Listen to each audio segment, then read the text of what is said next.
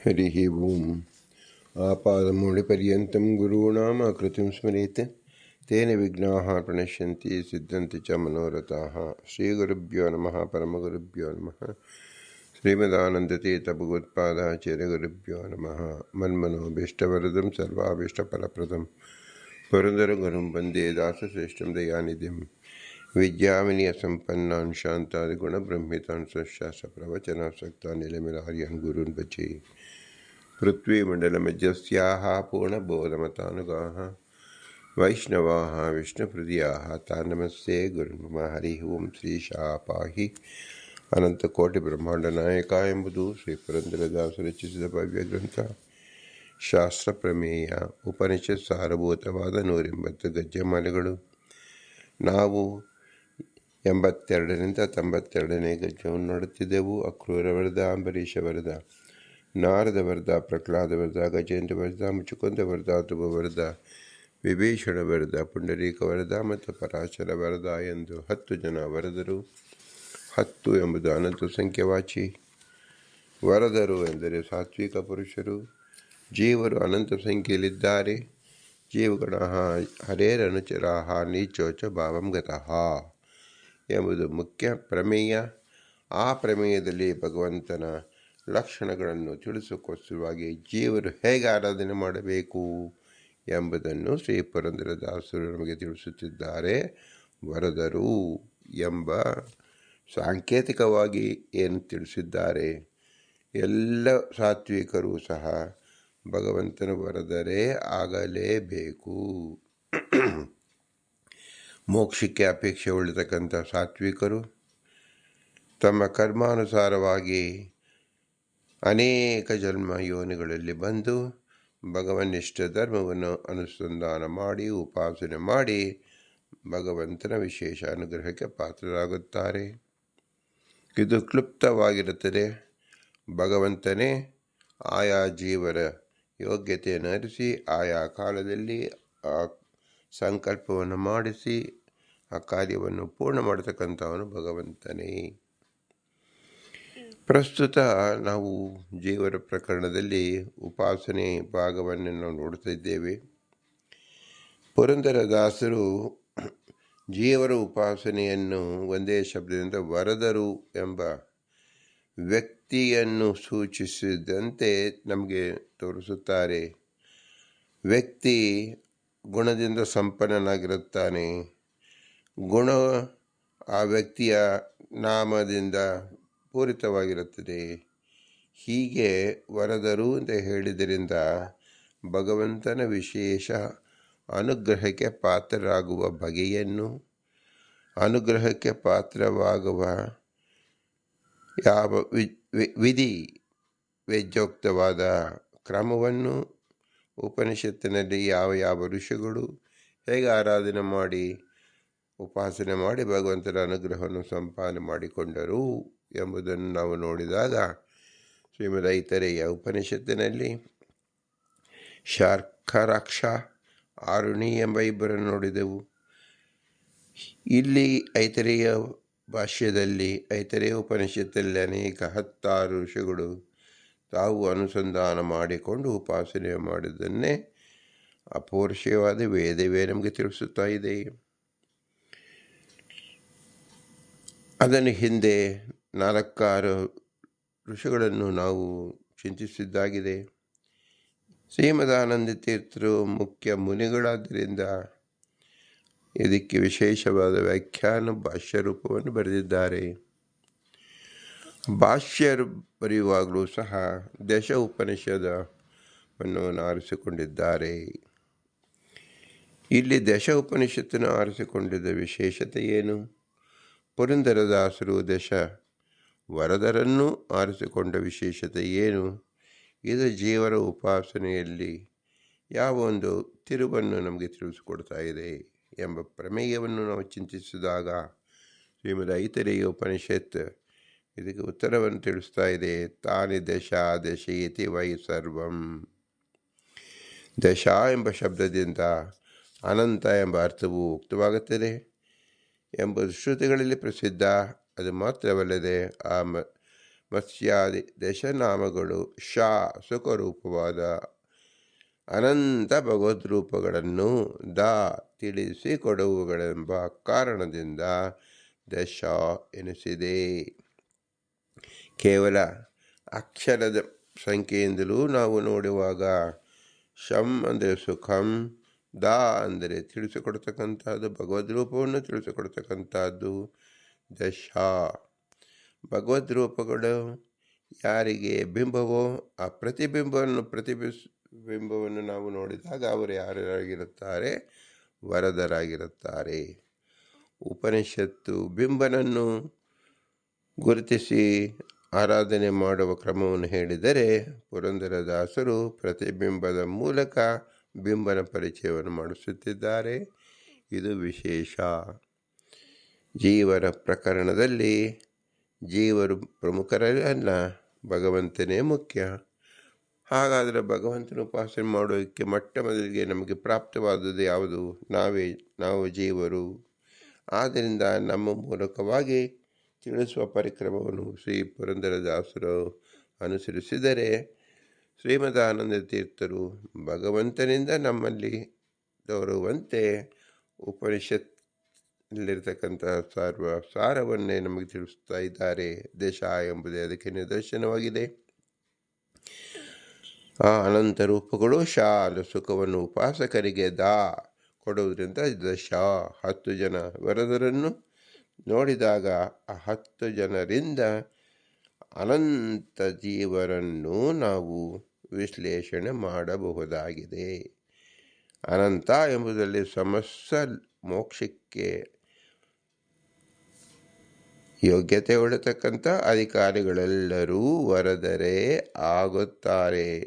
ಆಗಿರುತ್ತಾರೆ. ಯಾರು ಮುಕ್ತರಾಗಿದ್ದಾರೋ ಅವರೆಲ್ಲರೂ ಆಗಿದ್ದಾರೆ. ಯಾರು ಅಮುಕ್ತಾವಸ್ಥೆಯಲ್ಲಿ ಯೋಗ್ಯರಾಗಿದ್ದಾರೋ ಅವರೆಲ್ಲರೂ ಆಗುತ್ತಾರೆ. ಆದ್ದರಿಂದ ಮುಕ್ತರು ಅಮುಕ್ತಾವಸ್ಥೆಯಲ್ಲಿ ಇದ್ದರೂ ಮುಕ್ತಪ್ರಾಯರು, ಮತ್ತು ಅಮುಕ್ತಾವಸ್ಥೆಯಲ್ಲಿ ಸಂಸಾರಾವಸ್ಥೆಯಲ್ಲಿ ಇದ್ದರೂ ಮುಕ್ತ ಯೋಗ್ಯತೆ ಉಳ್ಳತಕ್ಕಂಥವರು ಇವರೆಲ್ಲರೂ ಸಹ ವರದರು ಎಂಬುದರಿಂದ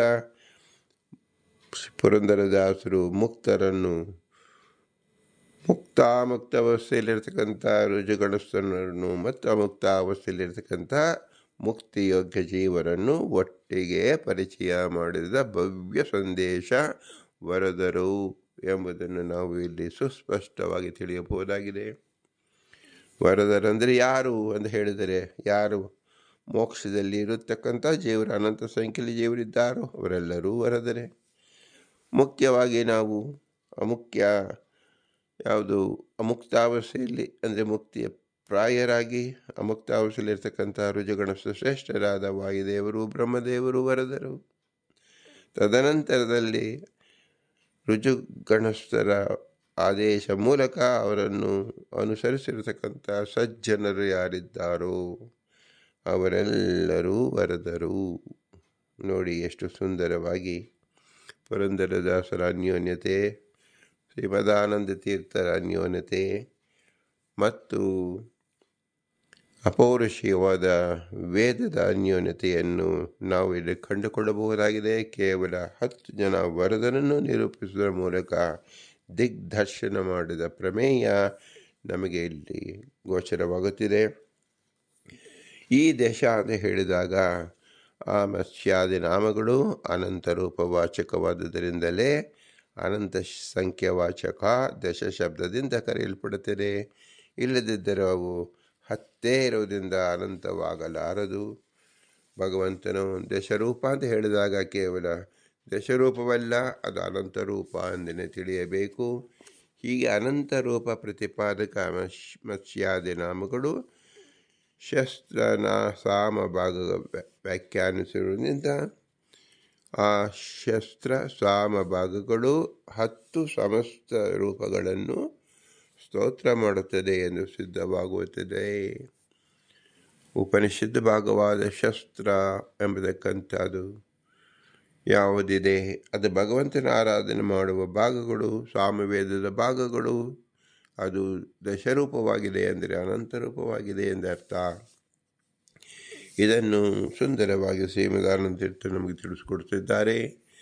ದಶೇತಿ ಸರ್ವನಾಮ ಏತತ್ ಪ್ರತಿತಂ ಮುಖ್ಯತಃ ಶ್ರುತೌ ಶಂ ರೂಪಂ ಭಗವಂತಂ ಯದ್ದದ್ಯಾದ್ವ್ಯಕ್ತಾಃ ಸಮಸ್ತಶಃ. ದಶೇತಿ ಅಮಿತನಾಮ್ನಾಂ ತದ್ ಆಖ್ಯಾಂ ರೂಪೇಶು ಶಂ ದದೇ. ಸರ್ವನಾಮಾರ್ಥವಚನಾತ್ ಪಂಚಕ ದ್ವಿತಯಸ್ಯ ಚ ಅಭೂದ್ದಶೇತಿ ವೈ ನಾಮ ತಸ್ಮಾದೇತತ್ ದಶಾ ಅಖಿಲಂ. ಈ ದಶ ಎಂಬುದು ರೂಢಿಯಿಂದ ಮುಖ್ಯವಾಗಿ ಅನಂತ ಸಂಖ್ಯಾವಾಚಕ ಎಂದು ಶ್ರುತಿಯಲ್ಲಿ ಪ್ರಸಿದ್ಧವಾಗಿದೆ. ಶ ಅಂದರೆ ಸುಖರೂಪವಾದ ಅನಂತರೂಪಿ ಭಗವಂತನನ್ನು ದಾ ತಿಳಿಸಿಕೊಡುವುದರಿಂದ ಅನಂತರೂಪವಾಚಿಕ ಮತ್ಸ್ಯಾದಿ ನಾಮಗಳಿಗೆ ದಶ ಎಂದು ಹೆಸರು. ಅನಂತರೂಪಗಳು ಉಪಾಸಕರಿಗೆ ಸುಖ ನೀಡುವುದರಿಂದ ಅವುಗಳಿಗೂ ದಶ ಎಂದು ಹೆಸರು. ಆದ್ದರಿಂದಲೂ ಮತ್ಸ್ಯಾದಿ ನಾಮಗಳು ದಶ ಎನಿಸಿದ ಅನಂತ ರೂಪವಾಚಕಗಳಾದ್ದರಿಂದ ದಶನಾಮಗಳೆಂದು ಪ್ರಸಿದ್ಧವಾಗಿದೆ. 10 ನಾಮಗಳು ಕೂಡ ಅನಂತ ನಾಮಗಳು ಹೇಳುವ ಅನಂತ ರೂಪಗಳನ್ನೇ ಹೇಳುವುದರಿಂದ ಅನಂತ ಸಂಖ್ಯೆಯಲ್ಲಿ ಪ್ರಸಿದ್ಧವಾದ ದಶ ಎಂಬ ಹೆಸರು ಅವುಗಳಿಗೆ ಉಂಟಾಗಿತು. 10 ಎಂಬುದು ನಾವು ಲೋಕದಲ್ಲಿ ಕಾಣುವಾಗ 10 ದಿಕ್ಕು ಎಂದರೆ ಸರ್ವದಿಕ್ಕು ಎಂದು ಹೆಸರು. 10 ದಿಕ್ಕು ಬಿಟ್ಟು 11ನೇ ದಿಕ್ಕು ನಾವು ನೋಡೋಕ್ಕೆ ಸಾಧ್ಯವಿಲ್ಲ. ಅದರಂತೆ ಭಗವಂತ ಸರ್ವವ್ಯಾಪ್ತನಾಗಿದ್ದಾನೆ, ವಿಶ್ವನಾಗಿದ್ದಾನೆ ಎಂದು ಹೇಳಿದಾಗ ಇಲ್ಲಿಲ್ಲ ಎಂಬುದನ್ನು ಹೇಳುವಂತಿಲ್ಲ. ಸರ್ವತ್ರ ವ್ಯಾಪ್ತನಾಗಿದ್ದಾನೆ ಎಂಬುದನ್ನು ಸೂಚಿಸುವುದೇ ದಶದಿಕ್ಕು. ಆ ದಶ ಎಂಬ ಸಂಖ್ಯೆ ಇಲ್ಲಿ ಸರ್ವ ಅಥವಾ ವಿಶ್ವ ಎಂಬ ಅರ್ಥವನ್ನು ತಿಳಿಸುತ್ತಿದೆ. ಆದ್ದರಿಂದ ಅನಂತರೂಪ ಪ್ರತಿಪಾದಕ ಮತ್ಸ್ಯಾದಿ ನಾಮ ವ್ಯಾಖ್ಯಾನ ರೂಪ. ಆದ್ದರಿಂದ ಈ ಶಸ್ತ್ರ ಸಾಮ ಭಾಗಗಳು 10 ಸೇರಿ ಸಮಸ್ತ ಭಗವದ್ರೂಪಗಳನ್ನು ಸ್ತೋತ್ರ ಮಾಡುತ್ತದೆ ಎಂದು ಸಿದ್ಧವಾಗುತ್ತದೆ. ಅಪೌರುಷ ವೇದದಲ್ಲಿ ಶಸ್ತ್ರ ಸಾಮ ವೇದದ ಭಾಗಗಳು ಶಸ್ತ್ರಗಳು 10 ಇದೆ. ಆ 10 ಭಗವಂತನನ್ನು ಸ್ತೋತ್ರ ಮಾಡುತ್ತಿದೆ. ಆದ್ದರಿಂದ ಎಲ್ಲ ವೇದವು ಭಗವಂತನ ಸ್ತೋತ್ರ ಮಾಡುತ್ತಿದೆ ಅಂತ ತಿಳಿಯಬೇಕು. ಅನಂತ ವೈ ವೇದಾಹ, ಅದನ್ನು ನಾವು ಶಸ್ತ್ರ ಸಾಮ ದಶ ಭಾಗದಿಂದ ನೋಡಬಹುದು ಎಂಬುದನ್ನು ಇಲ್ಲಿ ತೋರಿಸುತ್ತಿದ್ದಾರೆ. ಅದರಂತೆ ಅನಂತ ಭಗವಂತನ ರೂಪಗಳು, ಅದನ್ನು ನಾವು ಎಲ್ಲಿ ನೋಡಬೇಕು? ಭಗವಂತನ 10 ಮತ್ಸ್ಯ ಕೂರ್ಮ ವರಾಹ ನಾರಸಿಂಹ ವಾಮನ ಪರಶುರಾಮ ರಾಮಕೃಷ್ಣ ಬುದ್ಧ ಕಲ್ಕಿ ಎಂಬ 10 ದಶರೂಪದಲ್ಲೇ ನೋಡಬಹುದು ಎಂಬುದೊಂದು ನಮಗೆ ತಿಳಿಸಿಕೊಡ್ತಾ ಇರೋದ್ರಿಂದ ದಶಾವತಾರ ಎಂಬುದು ಪ್ರಖ್ಯಾತವಾಗಿದೆ. ದಶಾವತಾರ ಅಂದರೆ ಕೇವಲ 10 ಅಂದೇ ಅವತಾರವಲ್ಲ, ಅನಂತ ಅವತಾರವನ್ನು ನಾವು ದಶಾವತಾರದಲ್ಲಿ ಕಾಣಬೇಕು ಎಂಬ ಸಂದೇಶ ಆದೇಶಪೂರ್ವಕವಾಗಿ ಶ್ರೀ ಪುರಂದರದಾಸರು ವರದರು ಎಂಬುದನ್ನು 10 ಜನರನ್ನು ಸಾಂಕೇತವಾಗಿ ನಮಗೆ ತಿಳಿಸುವುದರ ಮೂಲಕವಾಗಿ ಈ ಉಪನಿಷತ್ ಭಾಗವನ್ನೇ ಪುರಂದರದಾಸರು ನಮಗೆ ನುಡಿದು ತೋರಿಸುತ್ತಿದ್ದಾರೆ ಎಂಬ ಭವ್ಯ ಸಂದೇಶವನ್ನು ನಾವು ತಿಳಿಯಬೇಕು. ಹಾಗಾದರೆ ದಶನಾಮ ವ್ಯಾಖ್ಯಾನವೇ ಸರನಾಮ ವ್ಯಾಖ್ಯಾನ ಎಂಬುದು ಹೇಗೆ ಹೇಳುತ್ತೀರಾ ಎಂಬುದಕ್ಕೆ ಉಪನಿಷತ್ತೇ ಅದಕ್ಕೆ ಉತ್ತರವನ್ನು ಕೊಟ್ಟಿದೆ. ಏತಾವತಿ ಹಿ ಸಂಖ್ಯಾ ದಶಶತಂ ದಶಶತಾನಿ ತತ್ಸಹಸ್ರಂ ತತ್ಸರ್ವಂ. ಸುಸ್ಪಷ್ಟವಾದ ವಚನದಲ್ಲಿ ಉಪನಿಷತ್ತು ತಿಳಿಸ್ತಾ ಇದೆ. ಏತಾವತಿ ಹಿ ಸಂಖ್ಯಾ, ಯಾವ ದಶ ಎಂಬ ತನಕ ಸಂಖ್ಯಾ, ದಶ ದಶ ತಶತಂ, ದಶ ದಶ 10 ಹಾಕಿದಾಗ 100 ಆಗುತ್ತದೆ. ದಶಶತಾನಿ 10ಗಳು 100 ಹಾಕಿದಾಗ ಸಹಸ್ರವಾಗುತ್ತದೆ.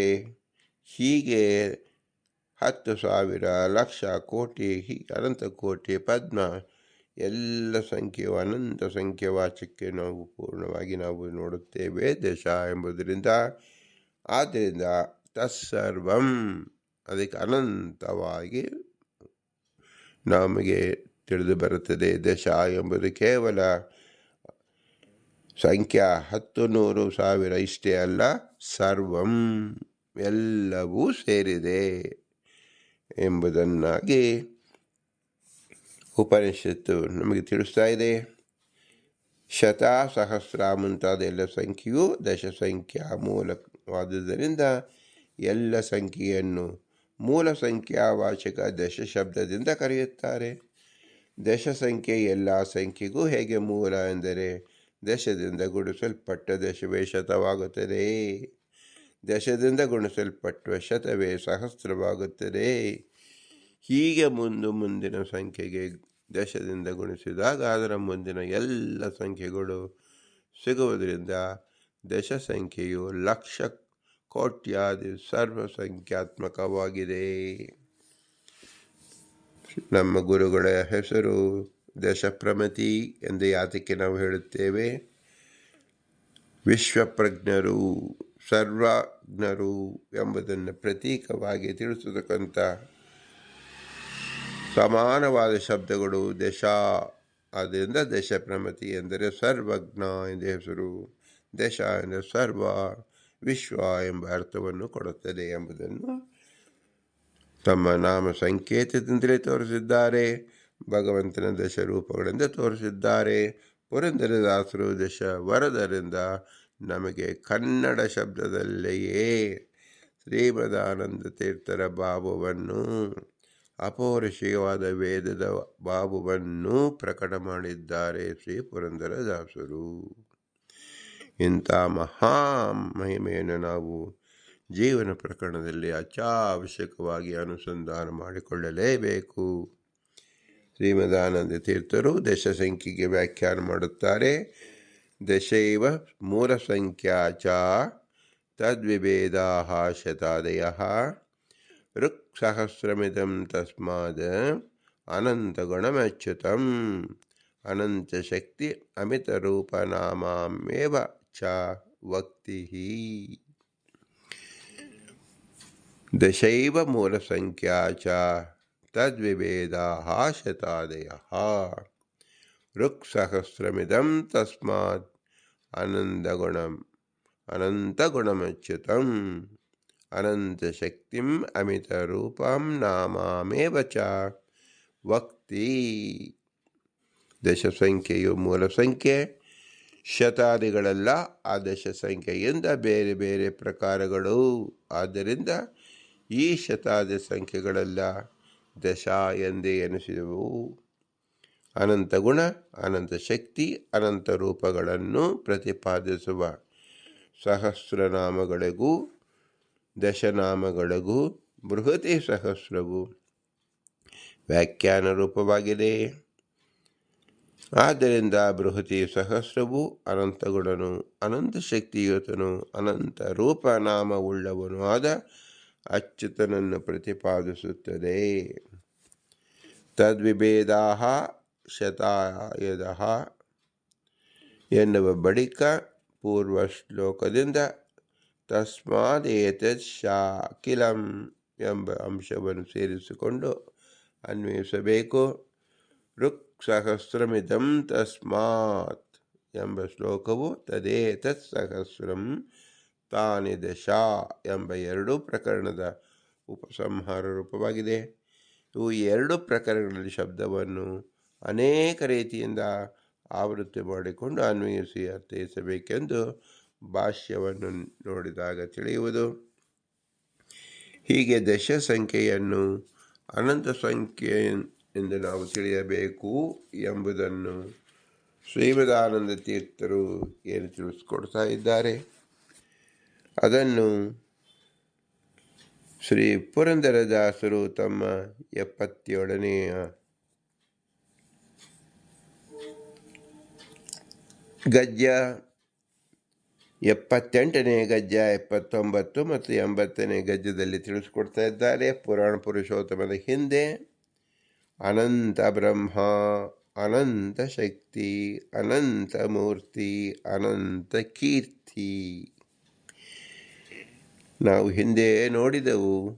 ಈ 4 ವಿಶೇಷವಾದ ಭಗವಂತನ ಗುಣವನ್ನು, ಈ 4 ಗುಣವನ್ನು ಪುರಂದರದಾಸರು 4 ಶಬ್ದದಿಂದ ಇಲ್ಲಿ 10 ಜನರನ್ನು ಗುರುತಿಸುತ್ತಿದ್ದಾರೆ. ಅವರೇ ವರದರು. ಅನಂತ ಬ್ರಹ್ಮ, ಅನಂತ ಶಕ್ತಿ, ಅನಂತ ಮೂರ್ತಿ, ಅನಂತ ಕೀರ್ತಿ. ವರದಾರು ಎಂಬುದನ್ನು 4 ನಾವು ಆ ಅಕ್ಷರಗಳನ್ನು ಈ ಅನಂತದಿಂದ ಕೂಡಿರತಕ್ಕಂಥ ಬ್ರಹ್ಮ, ಶಕ್ತಿ, ಮೂರ್ತಿ, ಕೀರ್ತಿ ಇವನ್ನು ನಾವು ಪ್ರತಿಪಾದಿಸುತ್ತಿದ್ದಾರೆ ಶ್ರೀ ಪುರಂದರದಾಸರು.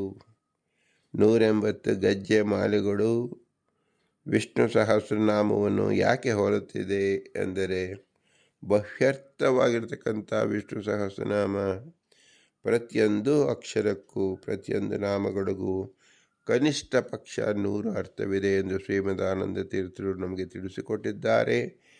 ಆ ದಿವ್ಯ 100 ಅರ್ಥವನ್ನು ಇಂದಿಗೂ ಸಹ ಯಾವ ಪಂಡಿತರು ಸುಸ್ಪಷ್ಟವಾಗಿ ಹೇಳುವ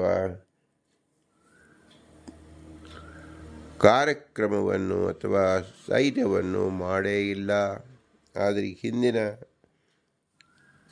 ಅನೇಕ ಋಷಿಗಳು, ಆಧ್ಯಾತ್ಮ ಚಿಂತಕರು ಅವರಲ್ಲಿ ತಾವೇ ಚಿಂತನೆ ಮಾಡಿಕೊಂಡು ಭಗವಂತನ ಅನಂತ ರೂಪಗಳನ್ನು, ಪ್ರತಿಯೊಂದು ಶಬ್ದಗಳಿಗೆ ಅನಂತ ಅರ್ಥವನ್ನು ಚಿಂತಿಸಿ ಉಪಾಸನೆ ಮಾಡಿರುತ್ತಾರೆ. ಆದರೆ ಯಾಕೆ ಪ್ರಕಟ ಮಾಡಿಲ್ಲ ಅಂದರೆ, ಮುಂದಿನ ಎಲ್ಲರೂ ಸಹ ಹಾಗೆಯೇ ತಮ್ಮ ತಮ್ಮ ಬುದ್ಧಿಸ್ಥವಾಗಿ ಅನಂತ ರೂಪವನ್ನು ಪ್ರತಿಯೊಂದು ರೂಪದಲ್ಲಿ,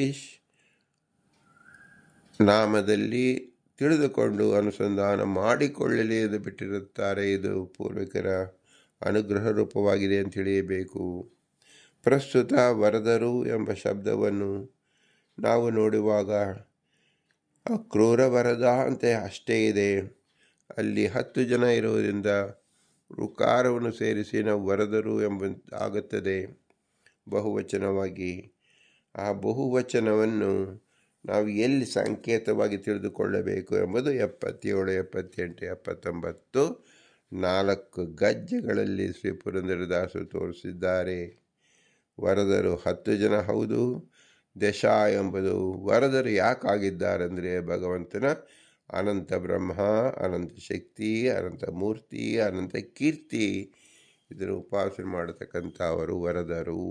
ನೋಡಿ, ಕನ್ನಡ ಶಬ್ದ ಅಂತ ನಾವು ತಿಳಿಯುತ್ತೇವೆ, ಆದರೆ ಕನ್ನಡದಲ್ಲಿರ್ತಕ್ಕಂಥ ನಿಘಂಟುಗಳು ಎಷ್ಟು ಕಠಿಣವಾಗಿ ಒಂದಕ್ಕೊಂದು ಮಿಳಿತವಾಗಿದೆ.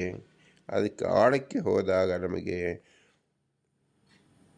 ವಿಷ್ಣು ಸಹಸ್ರನಾಮದ ಪ್ರತಿಯೊಂದು ನಾಮವು ಹೇಗೆ ಪರಸ್ಪರ ಅನ್ಯೋನ್ಯತೆಯನ್ನು ಹೊಂದಿರುತ್ತದೋ, ಅನೇಕ ಸಮಾನಾರ್ಥಗಳು ಎಲ್ಲ ಶಬ್ದಕ್ಕೂ ಇರುತ್ತದೆ. ಯಾವುದು ಅಂತಹದು ಸಮಾನಾರ್ಥಗಳಿರ್ತಕ್ಕಂಥದ್ದು? ಅನಂತ ಬ್ರಹ್ಮ, ಅನಂತ ಶಕ್ತಿ, ಅನಂತ ಮೂರ್ತಿ, ಅನಂತ ಕೀರ್ತಿ. ಇದನ್ನು ನಾವು ಅನಂತ ಎಂಬುದನ್ನು ಪ್ರತ್ಯೇಕವಾಗಿ ಬಿಟ್ಟಾಗ, ಬ್ರಹ್ಮದ ಪೂರ್ಣ ಶಕ್ತಿ ಅಂದರೆ ಗುಣ, ಮತ್ತು ಮೂರ್ತಿ ಅಂದರೆ ಆಕಾರ, ಕೀರ್ತಿ ಅಂದರೆ ಅವನ ಗುಣವನ್ನು ವ್ಯಾಪಿಸಿರ್ತಕ್ಕಂಥ ಗುಣ. ಇದು 4 ಸಹ ವಿಷ್ಣು ಸಹಸ್ರನಾಮದ 1000 ನಾಮಗಳಲ್ಲೂ 16 ಕಡೆಯಲ್ಲೂ ಪ್ರತಿ ನಾಮಗಳಿಗೂ ಈ ಅರ್ಥಗಳನ್ನು ಹಂಚಿಕೊಳ್ಳಬಹುದು. ಅದರಂತೆ ಪುರಂದರದಾಸರು 10 ಜನ ವರದರಲ್ಲಿ ಭಗವಂತನ ಉಪಾಸನೆ ಮಾಡುವಾಗ ಈ ಭಗವಂತನ 4 ಗುಣಗಳನ್ನು ಉಪಾಸನೆ ಮಾಡಿಯೇ ಮಾಡುತ್ತಾರೆ ಎಂಬುದನ್ನು ಸೂಚಿಸಲು ಅನಂತ ಬ್ರಹ್ಮ, ಅನಂತ ಶಕ್ತಿ, ಅನಂತ ಮೂರ್ತಿ, ಅನಂತ ಕೀರ್ತಿ ಎಂಬುದಾಗಿ ನಮಗೆ ತಿಳಿಸಿಕೊಡುತ್ತಿದ್ದಾರೆ. ಕನ್ನಡ ಗದ್ಯವಾಗಿದ್ದರೂ ಸಹ ಸಂಸ್ಕೃತಮಯವಾದ ನಿಘಂಟಾದ ಸಂಬಂಧವನ್ನು ಇಲ್ಲಿ ನಮಗೆ ಚೆಲ್ಲುತ್ತಿದ್ದಾರೆ ಶ್ರೀ ಪುರಂದರದಾಸರು. ದೇಶ ಸಂಖ್ಯೆಯಲ್ಲಿರ್ತಕ್ಕಂಥ ವಿನೋದವನ್ನು ನಾವು ನೋಡಿದೆವು. ವರದರು ಎಂಬತಕ್ಕಂಥದ್ದಲ್ಲಿರ್ತಕ್ಕಂಥ ಶಾಸ್ತ್ರ ಸಂದೇಶವನ್ನು ಈಗ ಪ್ರಕಟ ಮಾಡುತ್ತಿದ್ದಾರೆ. ಅದನ್ನು ಉಪನಿಷತ್ತು ಸಹ ವಿಶೇಷಾಕಾರವಾಗಿ ತಿಳಿದಿದೆ. ಹೀಗೆ ಪುರಂದರದಾಸರ ಅನಂತಕೋಟಿ ಬ್ರಹ್ಮಾಂಡ ನಾಯಕ ಎಂಬುದು ಎಲ್ಲ ಸಾಧಕರಿಗೆ ಬೃಹತ್ತಾದ ಆಕಾರವಾಗಿದೆ. ತೆಗೆದಷ್ಟು ನಮಗೆ ಅರ್ಥಗಳನ್ನು ಹೊರಗೆ ಚಿಮ್ಮುತ್ತಿದೆ. ಪುರಂದರದಾಸರ ಅಗಾಧವಾದ ಪ್ರತಿಭೆ ಕಿಂಚಿತ್ ನಾವು ಅರಿತುಕೊಳ್ಳಲು ಸಾಧ್ಯವಾಗುತ್ತದೆ. ಇದೆಲ್ಲವನ್ನು ಗಮನಿಸಿ ಶ್ರೀ ವ್ಯಾಸರಾಜರು ಪುರಂದರ ಉಪನಿಷತ್ ಎಂದು ಹೇಳಿದ್ದು. ನಾವು ಕೇವಲ ಶಬ್ದದಲ್ಲಿ ನಿಂತು ಅರ್ಥವನ್ನು ತಿಳಿಯಲಾರದೆ, ಆಕಾರವನ್ನು ತಿಳಿಯಲಾರದೆ ಮಂದಬುದ್ಧಿಗಳಾಗಿದ್ದೇವೆ. ಕಲಿಯುಗದ ಮುನಿಗಳು ಅಂದರೆ ಎಲ್ಲ ದಾಸಾರ್ಯಗಳು. ಮುನಿಗಳ ರಾಜ ಅಂದರೆ ಮಧ್ವ ಮುನಿಗಳು. ಈ ಮುನಿಗಳಿಗೆ, ಮುನಿರಾಜರಿಗೆ ಪ್ರಧಾನವಾದ ಪ್ರಮೇಯಾದ ಭಗವಂತನ ಆರಾಧನೆಯಾಗಿದೆ. ಮುನಿಗಳಾಗಲಿ ಮುನಿರಾಜರಾಗಲಿ ಜೀವರುಗಳೇ. ಆದ್ದರಿಂದ ಜೀವರ ಉಪಾಸನೆ ಮೂರವಾದ ಜೀವ ಪ್ರಕರಣದಲ್ಲಿ ತಿಳಿಯಬೇಕಾದ ಏನು? ಭಗವದ್ ಉಪಾಸನೆ. ಇಲ್ಲಿ ಬಿಂಬೋಪಾಸನೆ ಎಂಬುದನ್ನು ನಾವು ಯಾತಕ್ಕೆ ತಿಳಿಸಿದ್ದೇವೆಂದರೆ, ಆ ಬಿಂಬನೇ ಭಗವಂತ. ಎಲ್ಲರನ್ನೂ ಕ್ರೋಢೀಕರಿಸಿ ಒಟ್ಟಿಗೆ ಹೇಳ್ತಕ್ಕಂಥ ಶಬ್ದ ಭಗವಂತನಾದರೆ, ಪ್ರತ್ಯೇಕವಾಗಿ ಪ್ರತಿಯೊಬ್ಬ ಜೀವನದಲ್ಲಿರ್ತಕ್ಕಂಥ ಆ ಭಗವಂತನ ಚಿಹ್ನೆ, ಭಗವಂತನ ರೂಪ, ಭಗವಂತನ ಗುಣ, ಭಗವಂತನ ನಾಮ ಯಾವುದೆಂದರೆ ಬಿಂಬ. ಆದ್ದರಿಂದ ಇದನ್ನು ಬಿಂಬೋಪಾಸನೆ ಎಂದು ಗುರುತಿಸಲಾಗಿದೆ. ಜೀವ ಪ್ರಕರಣ, ಬಿಂಬೋಪಾಸನೆ ಮತ್ತು ಸರ್ವ ಮೂಲದ ದರ್ಪಣ ಎಂದಾಗ ಈ ದರ್ಪಣದಿಂದ ನಾವು ಕಾಣುವ ಬಗೆ ಇದಾಗಿದೆ.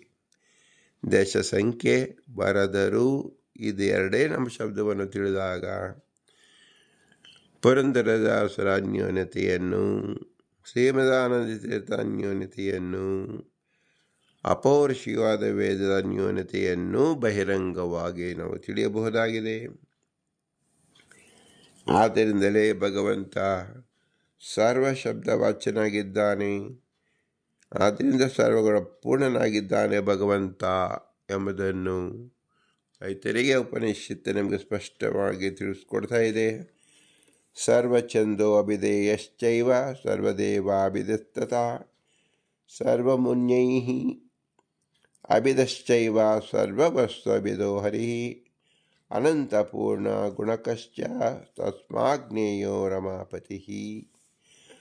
ಮುಖ್ಯತೋ ಅಸ್ಯಾಂ ಚ ವಿದ್ಯಾಯಾಂ ಯೋಗ್ಯ ಏಕಚತುರ್ಮುಖಾಃ ಏಕದೇಶೇ ಪರಿಜ್ಞಾನೇ ತು ಅನ್ಯೇ ಯೋಗ್ಯ ಶಿವಾದಯಃ ಇತಿ ಚ. ಶ್ರೀಹರಿಯ ಗಾಯತ್ರಾದಿ ಪಂಚಛಂದಸ್ಸುಗಳು ಮಾತ್ರವಲ್ಲದೆ ಸಕಲ ಛಂದಸ್ಸುಗಳ ಹೆಸರುಗಳಿಂದಲೂ ಮುಖ್ಯ ಪ್ರತಿಪಾದ್ಯ ದೇವೇಶು ದೇವಮಜ್ಯೂಹ್ಯಂ ಎಂಬಂತೆ ಸಕಲ ದೇವತೆಗಳ ಹೆಸರುಗಳಿಂದಲೂ ಮುಖ್ಯ ಪ್ರತಿಪಾದ್ಯ ಉಪನಿಷತ್ತಲ್ಲಿ ಛಂದಸ್ಸು, ದೇವತಾ ವಾಚಕ ಜೊತೆಗೆ ಮಂತ್ರದ್ರಷ್ಟಗಳಾದ ಎಲ್ಲ ಮುನಿಗಳ ಹೆಸರುಗಳು ಪರಮಾತ್ಮ ವಾಚಕವೆಂದು ವಿವಕ್ಷಿತವಾಗಿದೆ. ಮುನಿಗಳ ಹೆಸರುಗಳು ಎಂದು ಹೇಳಿದಾಗ ಶಾರ್ಕರಾಕ್ಷಾರುಣಿ ಎಂಬುದಾಗಿ ನಾವು ಇನ್ನು ಹಿಂದೆ ತಿಳಿದೆವು. ವೈಷ್ಣವದ್ಯ ಎಂಬತಕ್ಕಂಥ ಮುನಿಯನ್ನು ತಿಳಿದೆವು. ಮುಂದೆ ಹಾಗೆ ಇನ್ನೂ ಅನೇಕ ಋಷಿಗಳು ನಾವು ತಿಳಿಯಲಿದ್ದೇವೆ. ಐತರೆ ಭಾಷ್ಯದಲ್ಲಿ, ಐತರೆ ಉಪನಿಷತ್ತಿನಲ್ಲಿ. ಅದನ್ನು ಕನ್ನಡದಲ್ಲಿ ಶ್ರೀಮದಾನಂದ ತೀರ್ಥರು ಸೂಚಿಸುವ ದಶ ಉಪನಿಷತ್ ಭಾಷ್ಯವನ್ನು ಹೇಗೆ ವ್ಯಾಖ್ಯಾನ ಮಾಡಿದರೋ ಅದರ ಇಂಗಿತ ಪುರಂದರದಾಸರು ದಶವರದರನ್ನು ಪ್ರಕಟ ಮಾಡಿದ್ದಾಗಿದೆ ಎಂಬುದನ್ನು ತಿಳಿಯಬೇಕು. ಆದ್ದರಿಂದ ಮುನಿಶ್ರೇಷ್ಠರಾದ ಮಧ್ವಾಚಾರ್ಯರ ಮಾರ್ಗವನ್ನೇ ಅನುಸರಿಸಿದ ಮುನಿ ಎಂದರೆ ಶ್ರೀ ಪುರಂದರದಾಸರು. ಮುನಿಯಾಗಲಿ ಮುನಿಶ್ರೇಷ್ಠರಾಗಲಿ ಅವರ ಹೆಸರುಗಳು ಸಹ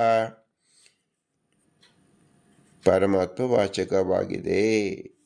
ಎಲ್ಲ ಮುನಿಗಳ ಹೆಸರುಗಳು ಪರಮಾತ್ಮ ವಾಚಕ ಎಂದು ವಿವಕ್ಷಿತವಾಗಿದೆ. ಸ್ತೋಮ, ಸಾಮ, ಚಿತಿ ಮುಂತಾದ ಸರ್ವ ವಸ್ತುಗಳ ಹೆಸರುಗಳು ಮುಖ್ಯವಾಗಿ ಪರಮಾತ್ಮನವು. ಆದ್ದರಿಂದ ಅನ್ವರ್ಥಕವಾದ ಈ ಎಲ್ಲ ಶಬ್ದಗಳು ಹೇಳುವ ಎಲ್ಲ ಅನಂತ ಪೂರ್ಣ ಗುಣವುಳ್ಳವನು ರಮಾಪತಿ ಎಂದು ಉಪಾಸನೆ ಮಾಡಬೇಕು. ಈ ಉಪಾಸನೆ ಮಾಡಲು ಮುಖ್ಯವಾಗಿ ಚತುರ್ಮುಖನೊಬ್ಬನೇ ಅರ್ಹ. ಇನ್ನಿತರು ರುದ್ರಾದಿಗಳು ಅದರ ಕೆಲವು ಅಂಶಗಳಲ್ಲಿ ಮಾತ್ರ ಅರ್ಹರು ಎಂದು ಹೇಳಿದೆ. ಶ್ರೀ ಪುರಂದರದಾಸರು ವಿಶೇಷವಾದ ವಾಯುದೇವರ ಸನ್ನಿಧಾನವುಳ್ಳವರಾಗಿದ್ದಾರೆ. ವಾಯುದೇವರು ಚತುರ್ಮುಖರ ಬ್ರಹ್ಮ ಪದವಿಗೆ ಪ್ರಾಪ್ತವಾಗತಕ್ಕಂಥ ಯೋಗ್ಯ ಜೀವರಾಗಿದ್ದಾರೆ. ಆದ್ದರಿಂದ ದಶೋಪನಿಷತ್ತನ್ನು ಆಯ್ಕೆ ಮಾಡಿದ ಬಗ್ಗೆ ಅವರಿಗೆ ಪೂರ್ಣ ಜ್ಞಾನವಿರುತ್ತದೆ. ದಶ ಎಂಬುದು ಸರ್ವ ಎಂಬ ಅನುಸಂಧಾನ ಶ್ರೀಮದಾನಂದ ತೀರ್ಥರಲ್ಲಿ ಇದೆ.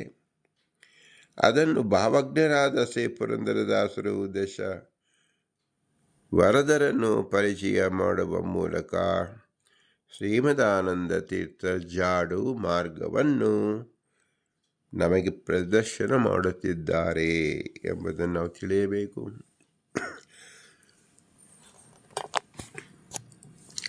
ಇದು ಮುನಿಗಳ ರಾಜರಲ್ಲಿರತಕ್ಕಂಥ ಅನ್ಯೋನ್ಯತೆ. ಇದರಿಂದ ನಾವು ತಿಳಿಯಬೇಕಾದೇನು? ಶ್ರೀಮದಾನಂದ ತೀರ್ಥರ ಜ್ಞಾನೋಪದೇಶವೇ ಶ್ರೀ ಪುರಂದರದಾಸರು ನಮಗೆ ಮಾಡುತ್ತಿದ್ದಾರೆ. ದೇಶವು ವರದರನ್ನು ಪರಿಚಯ ಮಾಡುವ ಮೂಲಕ ಎಂಬುದನ್ನಾಗಿ ನಾವು ತಿಳಿದುಕೊಂಡಾಗ ಅನಂತಕೋಟಿ ಬ್ರಹ್ಮಾಂಡ ನಾಯಕದ ಮಹಿಮೆ ಅದಕ್ಕೆ ಗರಿ ಬಂದಂತಾಗುತ್ತದೆ. ಅದರ ಪ್ರಾಮುಖ್ಯತೆ ನಮ್ಮಲ್ಲಿ ಹೆಚ್ಚುತ್ತದೆ. ವಾಸ್ತವಿಕವಾಗಿ ಅದು ಹೆಚ್ಚಿನ ಆಗಿದೆ. ಆದರೆ ನಮ್ಮ ತಿಳುವಳಿಕೆ ಬಂದಿದ್ದು ಈಗ ಎಂಬುದು ನಮಗೆ ಎಲ್ಲರಿಗೂ ಗೋಚರವಾಗುತ್ತದೆ ಎಂಬುದೇ ಮುಖ್ಯ ತಾತ್ಪರ್ಯ. ಇಂತಹ ಶ್ರೇಷ್ಠ ಜ್ಞಾನವನ್ನು ಒದಗಿಸಿದ ಪುರಂದರದಾಸರು ಉಪನಿಷತ್ ಜ್ಞಾನವನ್ನೇ ನಮಗೆ ಒದಗಿಸಿದ್ದಾರೆ ಅಂತ ತಿಳಿಯಬೇಕು. ಶ್ರೀಮದಾನಂದ ತೀರ್ಥರ ಮಾರ್ಗವನ್ನು ಉಪದೇಶಿಸಿದ್ದಾರೆ ಎಂದು ತಿಳಿಯಬೇಕು. ಕೇವಲ ಶಬ್ದ ರೂಪದಿಂದ ಅಕ್ರೂರ ವರದ ಅಂಬರೀಷವರದಿಂದ 10 ಜನ ವರದನನ್ನು ಆಯ್ಕೆ ಮಾಡುವುದರ ಮೂಲಕ ದಿವ್ಯ ದೃಷ್ಟಿಯನ್ನು ನಮಗೆ ಪುರಂದರದಾಸರು ಕೊಟ್ಟರು ಎಂಬುದನ್ನು ನಾವು ತಿಳಿಯಬೇಕು. ಇಂತಹ ಶ್ರೇಷ್ಠ ಜ್ಞಾನವನ್ನು ಒದಗಿಸಿದ ಪುರಂದರದಾಸರಿಗೆ ಅನಂತ ನಮಸ್ಕಾರಗಳನ್ನು ಸಲ್ಲಿಸಬೇಕು. ಅವರ ಅಂತರ್ಯಾಮಿ ಪುರಂದರ ವಿಠಲನಿಗೆ ಭೂಯಿಷ್ಠ ಅಂತ ನಮ್ಮ ಮುಕ್ತಿಮಿದೇಮ ಎಂದು ತಿಳಿಸಬೇಕು. ಇಂತಹ ಶ್ರೇಷ್ಠ ಜ್ಞಾನ ಒದಗಿ ಬಂದಿದ್ದ ಕೇವಲ ಮನುಷ್ಯ ಜನ್ಮದಲ್ಲಿ ಮಾತ್ರ. ಅದು ಭಗವಂತನ ವಿಶೇಷ ಅನುಗ್ರಹ ರೂಪಕ್ಕೆ ಪಾತ್ರರಾದ ತಂದೆ ತಾಯಿಗಳಿಂದ ಅನುಗ್ರಹ ರೂಪವನ್ನು ಪಡೆದುಕೊಂಡಂಥ ಜೀವರಿಗೆ ಮಾತ್ರ ಸಾಧ್ಯ. ಯೋಗ್ಯವಾದ ವೈಷ್ಣವ ಗುರುಗಳ ಅನುಗ್ರಹ ರೂಪವನ್ನು ಪಡೆದಂಥ ಜೀವರಿಗೆ ಸಾಧ್ಯ. ಆದ್ದರಿಂದ ಇಂತಹ ಶರೀರವನ್ನು ಕೊಟ್ಟಂಥ ತಂದೆ ತಾಯಿಗಳಿಗೆ ಅನಂತ ನಮಸ್ಕಾರವನ್ನು ಸಲ್ಲಿಸಬೇಕು. ತಂದೆ ತಾಯಿಗಳಿಗೆ ನೆರವಾದ ಗುರು ಹಿರಿಯರಿಗೆ ಅನಂತ ನಮಸ್ಕಾರವನ್ನು ಸಲ್ಲಿಸಬೇಕು. ಕೃತಸ್ಮರ ಕೃತಗಂ ಸ್ಮರ, ಅವರ ಕೃತಜ್ಞತೆಯನ್ನು ಸ್ಮರಣೆ ಮಾಡಲೇಬೇಕು. ಇವರು ನಮಗೆ ಕಣ್ಣಿಗೆ ಕಾಣುವ ದೇವತೆಗಳಾದರೆ ಭಗವಂತ ಅವ್ಯಕ್ತವಾಗಿ ಅನಂತ ದೇವತೆಗಳನ್ನು ನಮ್ಮ ತತ್ವಾಭಿಮಾನಿಯಾಗಿ ನೇಮಿಸಿದ್ದಾನೆ. ಹಿಂದೆ ನಾವು ಪಂಚರೂಪದಲ್ಲಿ ನೋಡಿದಂತೆ ಪ್ರಪದ ಎಂಬ ಕಾಲಿನ ಹೆಬ್ಬೆರಳಿನಿಂದ, ಊರು ಎಂದ ತೊಡೆ ಮತ್ತು ಉದರ ಮತ್ತು ವೇದೆ, ಉರಸ್ ಮತ್ತು ಶಿರಸ್ ಎಂಬುದು 5 ಭಾಗದಲ್ಲಿ ಇರ್ತಕ್ಕಂಥ ನಿರುದ್ಧ ಪ್ರದ್ಯುಮ್ನ ಸಂಕರ್ಷಣ ವಾಸುದೇವ ನಾರಾಯಣ 5 ರೂಪಗಳು ಭಗವಂತನ ರೂಪಗಳು. ವಿಶಿಷ್ಟವಾಗಿ ನಾವು ಆರಾಧನೆ ಮಾಡಬೇಕು. ನಮ್ಮ ಶರೀರದಲ್ಲೇ ಕಂಡುಕೊಳ್ಳಬೇಕು. ಏನು ಕಂಡುಕೊಳ್ಳಬೇಕು? ವರದರನ್ನು, ದಶವಿಧ ಭಗವಂತನ ರೂಪವನ್ನು ಕಂಡುಕೊಳ್ಳಬೇಕು ಎಂಬುದಾಗಿ ತತ್ವಾಭಿಮಾನಿ ದೇವತೆಗಳು ವಿಶೇಷವಾದ ಪ್ರಜ್ಞೆಯನ್ನು ನಮಗೆ ಕೊಡುತ್ತಾರೆ. ಶಿರಸ್ಸಿನಲ್ಲಿ ಭಗವಂತ ಸಹಸ್ರಾರದಲ್ಲಿ ಆಸನವಾಗಿದ್ದು ಅವರಿಗೆ ವಾಯುದೇವರ ಅನುಗ್ರಹ ರೂಪವನ್ನು ತೋರುತ್ತಿದ್ದಾರೆ. ವಾಯುದೇವರಿಗೆ ಸಹಾಯಕರಾಗಿ ಗರುಡಶೇಷ ರುದ್ರದೇವರು ಸಹಾಯಕರಾಗಿದ್ದಾರೆ. ಇವರನ್ನು ಅನುಸರಿಸಿರತಕ್ಕಂಥ ಇಂದ್ರದೇವರು ಯಜ್ಞನಾಮಕನಾಗಿದ್ದಾರೆ. ಇಂದ್ರನನ್ನು ಸಹಕರಿಸಿಕೊಂಡು ಇರತಕ್ಕಂಥ 3 ಜನ ದೇವತೆಗಳು ಚಂದ್ರ, ಸೂರ್ಯ ಮತ್ತು ಅಗ್ನಿ. ಹೀಗೆ ನಾವು ಶಿರಸ್ಸಿನಲ್ಲಿ ಅಗ್ನಿ ಅವಮ ಭಗವಂತ ಪೂರ್ಣನಾಗಿದ್ದಾನೆ. ಈ ಕ್ರಮದಲ್ಲಿ ನಾವು ತತ್ವಾಭಿಮಾನಿ ದೇವತೆಗಳನ್ನು ನಿರಂತರ ನಾವು ಸ್ಮರಿಸಲೇಬೇಕು.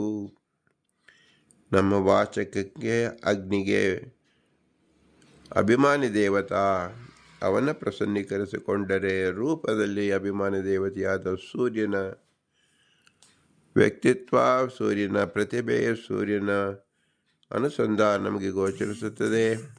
ಸೂರ್ಯ ನಮಗೆ ರೂಪದಿಂದ ತೋರಿಸಿದ್ದು ಅನಂತ ಪಟ್ಟು ಹೆಚ್ಚು ಕಿವಿಯಿಂದ ಶ್ರವಣದಿಂದ ನಾವು ಕೇಳುತ್ತೇವೆ. ಅದು ಚಂದ್ರನ ತತ್ವಾಭಿಮಾನಿ ಸ್ಥಾನ.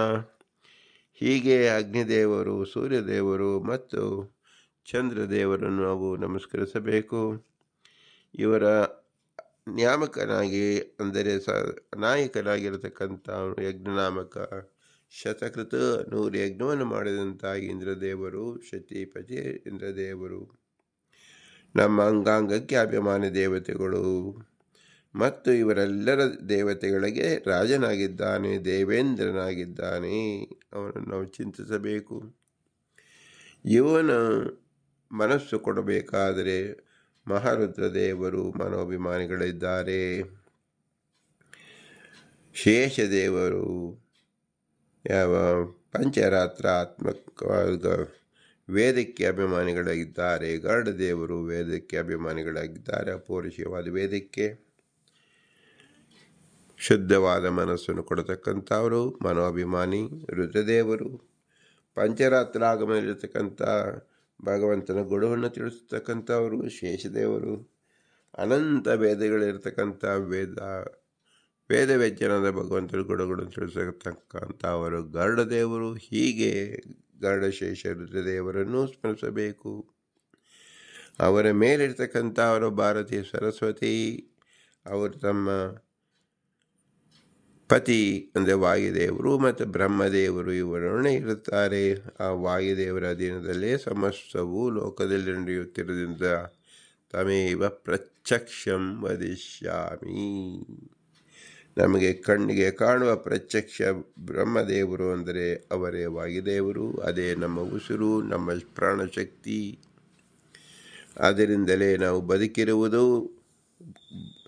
ಶರೀರದಲ್ಲಿ ಅಗ್ನಿ ಇದೆ ಅಂದರೆ, ಬಿಸಿ ಇದೆ ಅಂದರೆ ಅದು ವಾಯುವಿನಿಂದ. ಮಾತಾಡುತ್ತಿದ್ದೇವೆ ಅಂದರೆ ವಾಯುವಿನಿಂದ. ನೋಡುತ್ತಿದ್ದೇವೆ ಅಂದರೆ ವಾಯುದೇವನಿಂದ. ಕೇಳುತ್ತಿದ್ದೇವೆ ಅಂದರೆ ಅದು ವಾಯುದೇವರಿಂದ. ಯಜ್ಞ ಮಾಡುತ್ತಿದ್ದೇವೆ, ಕೈ ಕಾಲು ನಲ್ಲಾಡಿಸುತ್ತೇವೆ, ಭಗವಂತ ನಮಸ್ಕರಿಸುತ್ತೇವೆ, ತೀರ್ಥಯಾತ್ರೆ ಮಾಡುತ್ತೇವೆ. ಇದೆಲ್ಲವೂ ಯಜ್ಞರೂಪಕವಾದದ್ದು. ಇದು ವಾಯುದೇವರಿಂದ. ಶುದ್ಧವಾದ ಮನಸ್ಸು ಭಗವಂತನಿದೆ ಅಂದರೆ ಅದು ರುದ್ರ ಮೂಲಕವಾಗಿ ವಾಯುದೇವರಿಂದ. ಪಂಚರಾತ್ರ ಆಗಮನದಲ್ಲಿರತಕ್ಕಂಥ ಭಗವಂತನ ಗುಣವನ್ನು ಉಪಾಸನೆ ಮಾಡುತ್ತೇವೆ, ತಿಳಿಯುತ್ತಿದ್ದೇವೆ ಅಂದರೆ ಅದು ಶೇಷದೇವರ ಅಂತರ್ಯಾಮಿಯಾಗಿರ್ತಕ್ಕಂಥ ವಾಯುದೇವರಿಂದ. ವೇದದಿಂದ ಗಮ್ಯವಾದ ಸಂಧ್ಯಾವಂದನಗಳಲ್ಲಿ ಅದೆಷ್ಟೋ ವೇದ ಮಂತ್ರ ಉಚ್ಚಾರಣೆಯಿಂದ ಭಗವಂತನ ಆರಾಧನೆ ಮಾಡುತ್ತೇವೆ ಎಂದರೆ ಅದು ಗರುಡದೇವರ ವಿಶೇಷ ಅನುಗ್ರಹ. ಅದು ಸಹ ಅವರ ಅಭಿಮಾನಿಯಾದ, ಅವರ ನಿಯಾಮಕನಾದ ಭಗವಂತನಿಂದ ಪ್ರೇರಿಸಲ್ಪಟ್ಟ ವಾಯುದೇವರಿಂದ ಅದು ತಿಳಿಯಬೇಕು. ಸ್ವತಃ ವಾಯುದೇವರು 16 ಗುಣಗಳಿಂದ 16 ಬೇಲೆಯನ್ನು ನಿವಾರಣೆ ಮಾಡತಕ್ಕಂಥ ಶುದ್ಧ ಜ್ಞಾನವನ್ನು ನಮಗೆ ಕೊಡುತ್ತಿದ್ದಾರೆ. ದಶಪ್ರಮತಿಗಳಾಗಿದ್ದಾರೆ. ಅವರನ್ನು 12 ನಾಮಗಳಿಂದ ನಾವು ಕರೆಯುತ್ತುಕೊಡುತ್ತೇವೆ. ಹನುಮಾನ್ ಅಂಜನೇಯ ಸೂನು, ವಾಯುಪುತ್ರೋ ಮಹಾಬಲಃ, ರಾಮೇಶಃ ಫಲ್ಗುಣಸಖಃ, ಪಿಂಗಾಕ್ಷಾಮಿತ ವಿಕ್ರಮಃ ಎಂಬುದಾಗಿ ಪ್ರಾಣದೇವರನ್ನು, ಭೀಮಸೇನ ದೇವರನ್ನು, ಶ್ರೀಮದಾನಂದ ತೀರ್ಥರನ್ನು ನಾವು ಹೀಗೆ ವಿಶೇಷ ಆಕಾರವಾಗಿ ಚಿಂತಿಸಬೇಕು. ಈ ಎಲ್ಲ ರೂಪಗಳು ಆಯಾ ದೇವತೆಗಳನ್ನು ನಿಯಮನ ಮಾಡುತ್ತಿದೆ ಎಂದು ತಿಳಿದುಕೊಂಡಾಗ ವಾಯುದೇವರು ಜೀವೋತ್ತಮರು ಎಂಬ ಸುಪ್ರಸಿದ್ಧವಾದ ಪ್ರಜ್ಞೆ ನಮಗೆ ಬರುತ್ತದೆ. ಆ ಜೀವೋತ್ತಮರಿಗೆ ನಾವು ಅನಂತ ನಮಸ್ಕಾರವನ್ನು ಸಲ್ಲಿಸಬೇಕು. ಇವರೆಲ್ಲರೂ ಅಸ್ವತಂತ್ರರು. ಸ್ವತಂತ್ರ ಭಗವಂತ ಲಕ್ಷ್ಮೀನಾರಾಯಣ ಮಾತ್ರ. ಅವನೇ ನಮ್ಮ ಬಿಂಬರೂಪ. ಆ ಬಿಂಬನನ್ನೇ ವಿಶ್ವ ದಶ ಪ್ರಮತಿ ದಶ ಎಂಬುದು ಸಂಖ್ಯೆಯಲ್ಲೂ ಹೇಳಿರುವುದು. ಆದ್ದರಿಂದ ಬಿಂಬೋಪಾಸನೆ ಅಂದರೆ ವಿಶ್ವೋಪಾಸನೆ, ಸರ್ವೋಪಾಸನೆ ಎಂದು ನಾವು ತಿಳಿದುಕೊಂಡಾಗ ವರದರು 10 ಯಾತಕ್ಕೆ ಬಂತು, 10 ಉಪನಿಷತ್ತು ಯಾಕೆ ಬಂತು, 10 ಅವತಾರಗಳು ಯಾಕೆ ಬಂತು ಎಲ್ಲವನ್ನು ಸಮಂಜಸವಾಗಿ ತಿಳಿದುಕೊಂಡಾಗ ನಮ್ಮ ಬಿಂಬನ ವ್ಯಾಪ್ತತೆಯನ್ನು ಕಂಡುಕೊಳ್ಳಬಹುದು. ಬಿಂಬೋಪಾಸನೆ ವಿಶ್ವೋಪಾಸನೆಯಲ್ಲಿ ನಾವು ಕೊನೆಗೊಳ್ಳುತ್ತದೆ. ಭಗವಂತ ಸರ್ವತ್ರ ವ್ಯಾಪ್ತನಾಗಿದ್ದಾನೆ. ಆದ್ದರಿಂದ ಅವನು ವಿಶಲ್ ವ್ಯಾಪ್ತವು ಎಂದು ವಿಷ್ಣು ಎಂದು ಶಬ್ದದಿಂದ ಕರೆಯುತ್ತೇವೆ. ಅವನೇ ನಮ್ಮ ಬಿಂಬರೂಪಿ, ಅವನೇ ಎಲ್ಲರ ಬಿಂಬರೂಪಿಯಾಗಿದ್ದಾನೆ. ಅಂತಹ ಬಿಂಬನಿಗೆ ನಾವು ಹೇಗೆ ಉಪಕಾರವನ್ನು ಸ್ಮರಿಸಿಕೊಳ್ಳಬೇಕು? ಅವನು ಪೂರ್ಣ ಕಾಮನಾದ್ದರಿಂದ ಅವನಿಗೆ ಯಾವ ಅಪೇಕ್ಷೆಯೂ ಇಲ್ಲದಿರುವುದರಿಂದ ಅವನು ಏನು ಕೊಟ್ಟು ನಮಗೆ ಅವನ ಸ್ಮರಣೆ ಮಾಡುವುದರಿಂದ ಏನು ಪ್ರಯೋಜನವಿದೆ? ಅವನಿಗೆ ಏನೂ ಪ್ರಯೋಜನವಿಲ್ಲವಲ್ಲ. ಹಾಗೆ ನಮ್ಮ ಕರ್ತವ್ಯ ದೃಷ್ಟಿಯಿಂದ ಅಪೌರುಷವಾದ ವೇದ ತಿಳಿಸಿರುವಂತೆ ನಾವು ಮಾಡಬೇಕಾದ ಏನು? ಭೂಯಿಷ್ಠಾಂತೆ ನಮ ಮುಕ್ತಿಂ ವಿಧೇಮ, ಭೂಯಿಷ್ಠಾಂತೆ ನಮ ಮುಕ್ತಿಂ ವಿಧೇಮ, ಭೂಯಿಷ್ಠಾಂತೆ ನಮ ಮುಕ್ತಿಂ ವಿಧೇಮ, ಭೂಯಿಷ್ಠಾಂತೆ ನಮ ಮುಕ್ತಿಂ ವಿಧೇಮ ಎಂದು ವಿನಮ್ರವಾಗಿ ನಮಿಸೋಣ. ಭಾರತೀಯ ರಮಣ ಮುಖ್ಯ ಪ್ರಾಣಾಂತರ್ಗತ ಶ್ರೀಕೃಷ್ಣಾರ್ಪಣಮಸ್ತು. ಹರಿ ಓಂ, ಹರಿ ಓಂ, ಹರಿ ಓಂ.